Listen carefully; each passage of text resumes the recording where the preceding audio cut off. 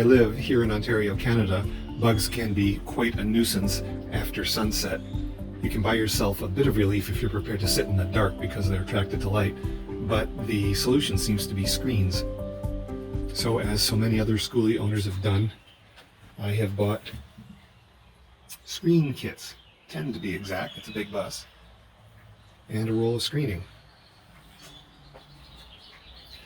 In addition to measuring using cardboard, I've made templates of the standard window and of the long window, of which there are two way in the back. Once inserted in the ends, these corners are 3/4 of an inch wide. So whatever final dimension you want the frame to be, cut the aluminum an 1.5 inches shorter. And the instructions say to knock off another 1/8 of an inch. The bedroom's going to be way in the back of the bus, so this is the size of the bedroom windows.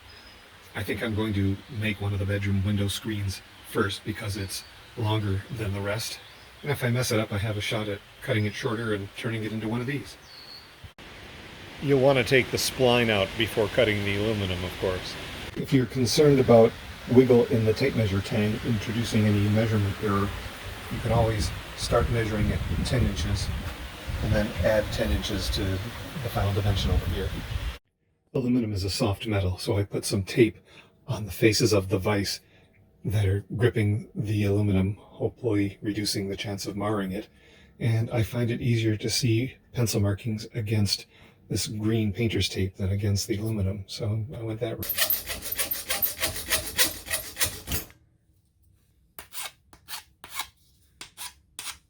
I suppose it also makes sense to clamp into the vise the end cut that you're going to discard rather than the piece you're going to keep. Now for assembly. In each case, make sure the spline channel is up. In case it needs saying, the spline channel goes on the inside of the window rather than the outside. I checked a couple window screens in my house and confirmed that typically the side of the frame that has the spline is facing outdoors and the surface is facing indoors, so that this is visible from the outside. Though if you do a pretty neat job trimming the screen itself, it's discreet looking. But what I'm wondering is whether if I install these screens on the bus with this facing inside, would this be concealed by the frame completely anyway? And I expect that's the case. I'm going to go check. I just watched a couple YouTube videos in which other skoolie owners installing window screens decided to install them with the spline side inward. So I'm back at the bus to see how that might work out. Okay, done that way, it means the spline isn't visible from the inside or from the outside, so that seems like the way to go. The decision that I've made to install the window screen so that the spline is facing inward means that, if possible, I should install the corners with the slightly more attractive corner here facing out. Frankly, the way it's engineered, I don't know if any other choice is possible. I've just assembled one of the two wide bedroom window screens. Before I add the screen material, I'm going to try a test fit. Hey, look at that. It fits great.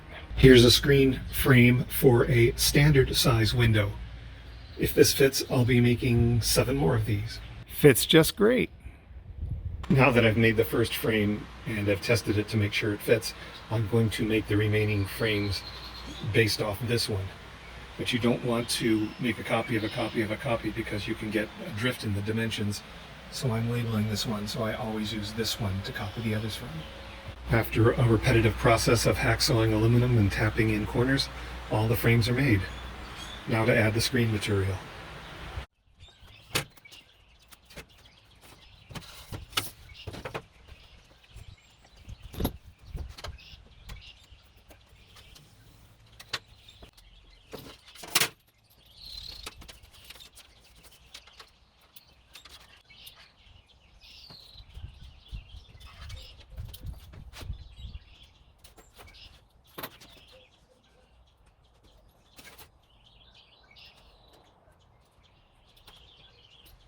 The tools to assemble one of these screens are really simple. It all comes down to technique. And at this stage, I have no technique.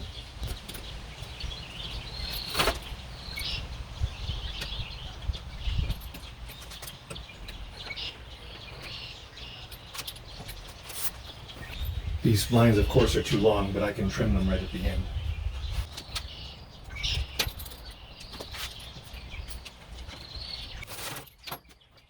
Once two sides are done, the challenge begins to do the third and fourth without introducing any puckering.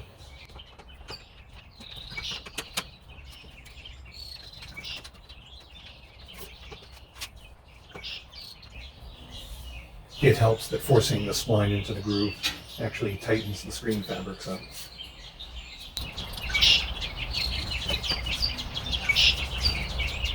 The splines are now all rolled into the grooves with no significant puckering on the screen.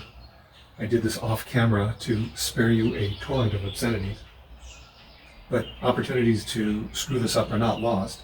First I've got to trim the excess spline.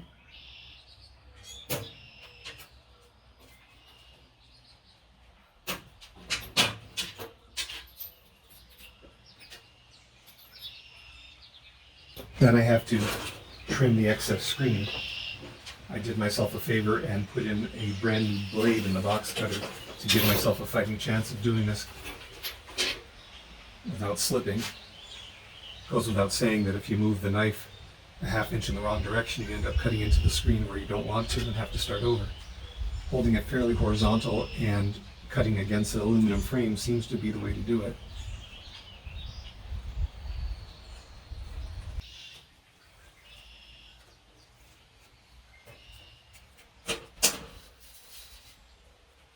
It appears that, almost despite myself, I have successfully created a screen. Way too many to go.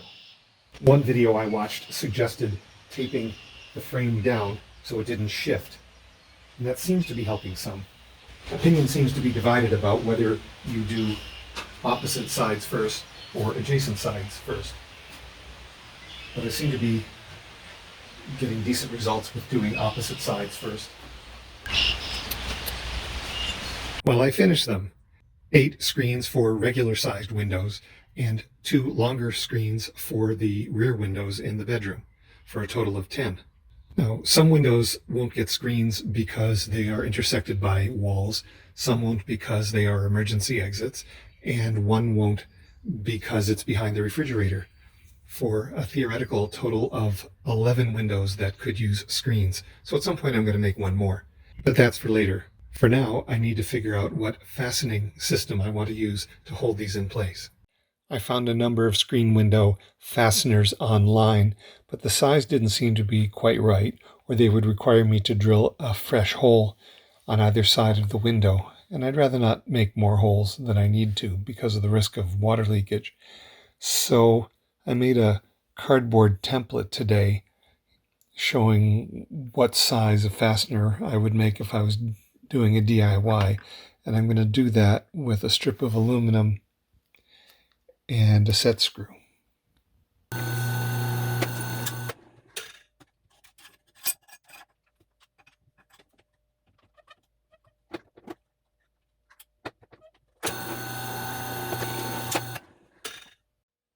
Aluminum is a soft metal, so it shouldn't be hard to cut the thread.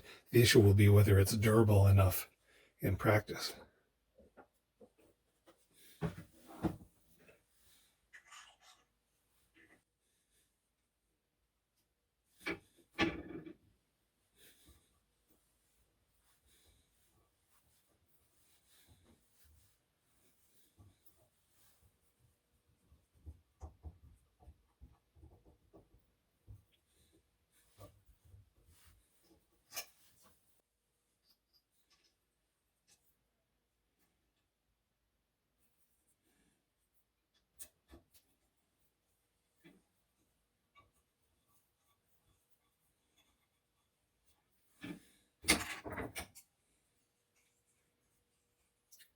That's one thread cut. Now we'll do the one on the other side.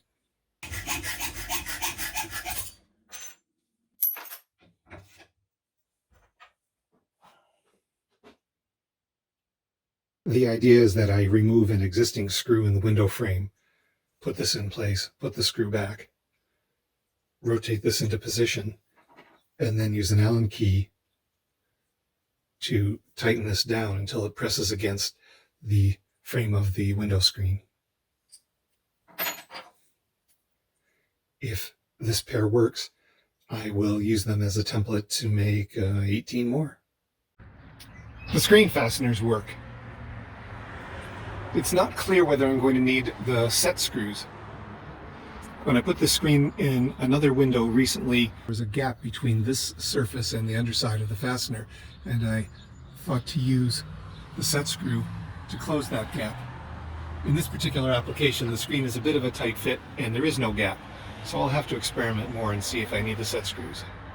I've installed the screen temporarily into a different window, and here you can see the gap that I was referring to, that the set screw is meant to address, allowing you to tighten the screen down. However, I think I've got the dimensions of this fastener wrong. It can extend out more. Let's look over here. Yeah, I think I can make it a little longer. Also, these set screws are 3/4 of an inch long, and I think 1/2 inch will work just fine. Here's the original prototype window screen fastener that I just tested, and the template for version 2. Let's make a couple and see if they fit better. It looks like prototype number 2 of the window screen fasteners is the one to go into mass production, which is to say I got to make 18 more. The slightly shorter set screws should arrive from Amazon tomorrow. It's a beautiful day down by the boat launch, a great day to be installing window screens. The glass outside will be inaccessible once the screens are up, so best to start with a good cleaning. I found it works well just to install the fasteners loosely initially and let them dangle there. Put the screen in and tighten down the screws, and then tighten down the set screws with an Allen head key, just enough to make the fit snug. I don't want to deform the aluminum too much. And there it is. On to the next one. In my experience around here, you mostly don't need screens to keep bugs out during the day. Come nightfall, when you have lights on inside, you certainly do, but then it's cooler, so I speculated that I could make do with 5 screens down each side out of a possible 10. And here they are. We'll see if that's the case. I excluded the emergency exits because they wouldn't open with screens in place, so that made the math a little easier. I made sure to clean first the windows that were getting screens, but then I moved on to all the windows. Some of them had schmutz on them that it took a paint scraper and paint thinner to get off. But they're done. So I have several windows open that have window screens behind them. It's well past dark, lights are blazing inside the bus, and we have no bugs. In fact, a few days ago I took the bus to the States and camped out in it a couple nights with the windows open and screens in place, and there were never any bugs. So we're going to count this project as a success. Keeping a skoolie warm in the winter can be a real challenge because the single pane windows really let the cold pour in. So I was intrigued when I read these instructions that came with the window screen frames. The instructions say that by substituting 20 mil clear plastic film instead of screen material, you can make storm windows. They also advise that you add around the perimeter adhesive-backed insulating foam to make a good seal. This seems like a great idea and will likely be a project I'll undertake come fall.